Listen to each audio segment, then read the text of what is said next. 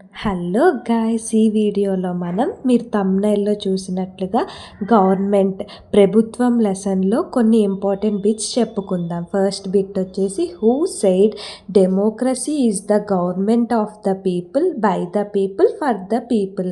ప్రజల చేత ప్రజల కోసం పనిచేసే ప్రభుత్వమే ప్రజాస్వామ్యం అని చెప్పింది ఎవరు?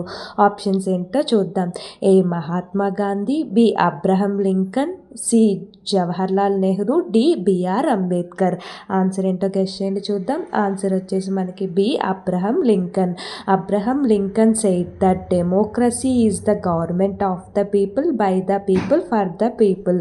ప్రజల చేత ప్రజల కోసం పనిచేసే ప్రభుత్వమే ప్రజాస్వామ్యం అని చెప్పింది మనకి అబ్రహం లింకన్. ఇప్పుడు నెక్స్ట్ బిట్ ఏంటో చూద్దాం.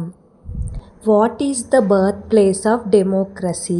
ప్రజాస్వామ్యానికి పుట్టినిల్లు ఏది? ఆప్షన్స్ ఏంటో చూద్దాం. A Greece, B Rome, C Egypt, D China.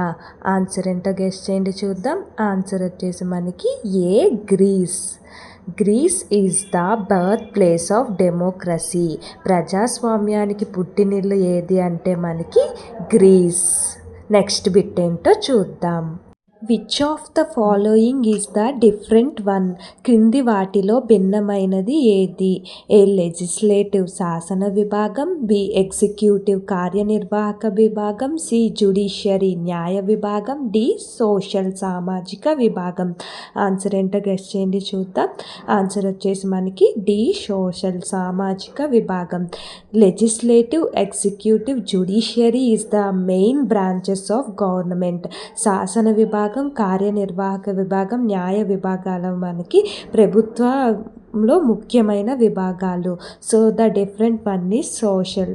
So the answer is the social సామాజిక విభాగం. ఇప్పుడు నెక్స్ట్ బిట్ ఏంటో చూద్దాం. What are the main branches of government? ప్రభుత్వం యొక్క ప్రధాన విభాగాలు ఏవి? ఆప్షన్స్ ఏంటో చూద్దాం. ఏ లెజిస్లేటివ్, ఎగ్జిక్యూటివ్, జ్యుడిషియల్, శాసన, కార్యనిర్వాహక, న్యాయ విభాగాలు, బి అడ్మినిస్ట్రేటివ్, పొలిటికల్, సోషల్, పరిపాలన, రాజకీయ, సామాజిక విభాగాలు, సి సెంట్రల్, స్టేట్, లోకల్, కేంద్ర, రాష్ట్ర, డి డెమోక్రటిక్, రిపబ్లిక్, మొనార్కీ. ప్రజాస్వామ్య, గణతంత్ర, రాజ్యాంగ విభాగాలు. ఇందాక మనం చెప్పుకున్నాం కదా, legislative, executive, judicial is the main branches of government. So the answer is a legislative, executive, judicial. శాసన, కార్యనిర్వాహక, న్యాయ విభాగాలు మనకి ముఖ్యమైన ప్రధాన విభాగాలు ప్రభుత్వంలో. సో ఆన్సర్ వచ్చేసి ఏ. ఇప్పుడు నెక్స్ట్ బిట్ ఏంటో చూద్దాం. What is the branch of government that makes decisions or laws called? నిర్ణయాలను లేదా చట్టాలను చేసే ప్రభుత్వ విభాగాన్ని ఏమంటారు?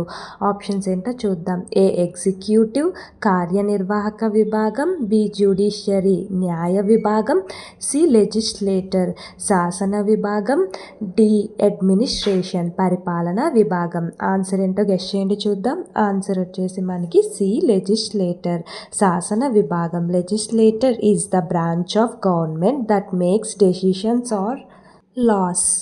నిర్ణయాలను లేదా చట్టాలను చేసే ప్రభుత్వ విభాగాన్ని మనకి శాసన విభాగం అంటారు. So answer is C legislator శాసన విభాగం. ఇప్పుడు నెక్స్ట్ బిట్ ఏంటో చూద్దాం. What is the branch of government implements or enforces laws and decisions? నిర్ణయాలను లేదా చట్టాలను అమలుపరిచే ప్రభుత్వ విభాగం ఏది? ఆప్షన్స్ ఏంటో చూద్దాం.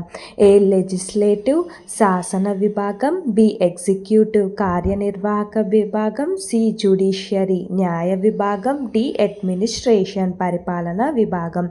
ఆన్సర్ ఏంటో గెస్ చేయండి చూద్దాం. ఆన్సర్ వచ్చేసి మనకి B executive. Executive is the branch of government implements or enforces laws and decisions. నిర్ణయాలను లేదా చట్టాలను అమలుపరిచే ప్రభుత్వ విభాగాన్ని మనకి కార్యనిర్వాహక విభాగం అంటారు. So answer is B executive. Next bit ఏంటో చూద్దాం. What is the system of courts that interprets laws called? చట్టాలను వ్యాఖ్యానించే న్యాయస్థానాలతో కూడిన వ్యవస్థను ఏమంటారు? ఆప్షన్స్ ఏంటో చూద్దాం. ఏ లెజిస్లేటివ్ శాసన విభాగం, బి ఎగ్జిక్యూటివ్ కార్యనిర్వాహక విభాగం, సి జ్యుడిషియరీ న్యాయ వ్యవస్థ, డి అడ్మినిస్ట్రేషన్ పరిపాలనా విభాగం. ఆన్సర్ ఏంటో గెస్ చేయండి చూద్దాం. ఆన్సర్ వచ్చేసి మనకి C judiciary. Judiciary is the system of courts that interprets laws called. చట్టాలను వ్యాఖ్యానించే న్యాయస్థానాలతో కూడిన వ్యవస్థను మనకి న్యాయ వ్యవస్థ అంటారు. నెక్స్ట్ వీడియోలో మనకి మరికొన్ని ఇంపార్టెంట్ బిట్స్ చెప్పుకుందాం. ఈ వీడియో కనుక మీకు యూస్ఫుల్గా అనిపిస్తే ఇలాంటి మరిన్ని వీడియోస్ కోసం మన ఛానల్ని సబ్స్క్రైబ్ చేసుకోండి. ఈ వీడియో కనుక నచ్చితే లైక్ చేయండి. ఈ వీడియో ఎవరికైనా యూస్ఫుల్గా అనిపిస్తే వారికి కూడా షేర్ చేయండి. Thank you for watching.